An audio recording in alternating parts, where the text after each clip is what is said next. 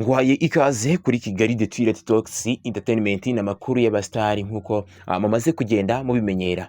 Ngira ngo nimba ari ubwa mbere utwumvishe ntugende udakanze subscribe, hano niho hantu honyine bibera, niho hantu ushobora kumva amakuru yose asohotse ako kanya uhituyagizwaho.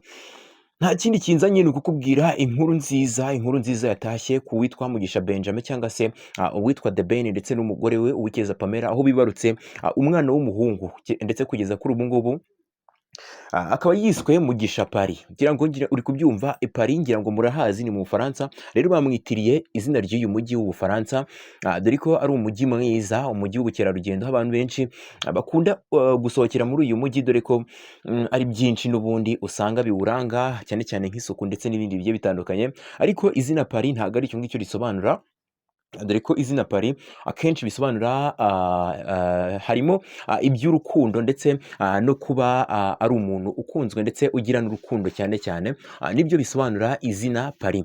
So rero bityo uyu Benjamin yabitekerejeho neza, aratekereza yumva ko umwana akwiye kumwita Mugisha Paris nk'uko umwana we amwifuriza kugira urukundo ndetse akaba ari n'ukunzwe. So ngira ngo murabizi neza ko uyu The Ben mu minsi ishize aribwo byavuzwe ko ari kugenda akora ibitaramo hirya no hino hagiye hatandukanye, cyane muri Canada ndetse n'ahandi hagiye hatandukanye. Nyuma gato aho yari amaze kubirangiriza, yahise agira gutya aherekeza uwitwa Bwiza, dore ko bagiye bafitanye imishinga igiye itandukanye, harimo n'indirimbo bagiye bakorana. Ngira murabizi ko Bwiza ari mu mushinga wo kumurika album ndetse akayimurikira cyane hariya i Burayi, aho ari kumurika album ye ya kabiri, ndetse akayimurikira hariya i Burayi mu byo yise 25 Shades, aho ari kugenda azenguruka amurika album ye. Ndetse uyu The Ben ni umwe mu bagiye kumushyigikira. Muri abo bagiye kumushyigikira harimo uwitwa Mugisha Benjamin, dore ko The Ben nawe yize gutya agaherekezwa n'umugore we, dore ko bari banabizi neza ko muri iyi minsi bashobora kuba banakibaruka, wenda n'icyo ngicyo navuga ko ari kimwe mu bintu byamujyanyeyo. Ndetse murabizi neza ko uyu mwana avukiye mu biriya bihugu ashobora kuba yahabwa ubwenegihugu bwo kugira ngo yitwe umuturage waho. Gusa reka turebe icyo amategeko ateganya ku mwana uvukiye hariya i Buruseli mu Bubiligi. Ngira ngo murabizi neza ko ibindi bihugu nka za Mexique, Brazil n'ahandi, iyo umwana havukiye uwo mwanya ahita yitwa umunyagihugu, ahita ahabwa icyo twita birth citizenship, akitwa umunyagihugu w'icyo gihugu. Ako hari ibihugu nka Afurika y'Epfo ndetse n'ibindi bigiye bitandukanye nk'Ubufaransa ndetse n'Ubudage, aho batanga ubwenegihugu bashingiye ku gihe ubu hamaze, cyangwa se ku gihe ubu hamaze nyine nk'imyaka 10, ndetse bigasaba ko umubyeyi wawe ashobora kuba yarahavukiye, umwe muri bo. Bivuze ngo ntabwo ushobora guhabwa ubwenegihugu muri biriya bihugu uhamaze igihe kingana cyangwa se kiri munsi y'imyaka 10 ndetse umubyeyi wawe adafite amaraso yaho.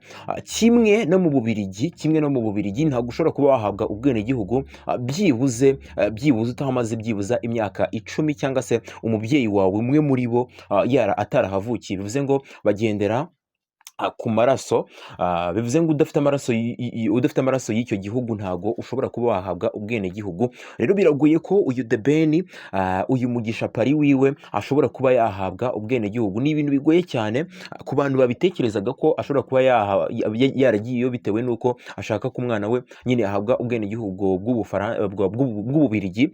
Reka mbabwire ko biragoye cyane ko umwana yahabwa ubwenegihugu bwa kiriya gihugu, keretse binyuze mu zindi nzira wenda, ariko ntago ari ibintu bipfa gushoboka mu buryo bworoshye gutyo.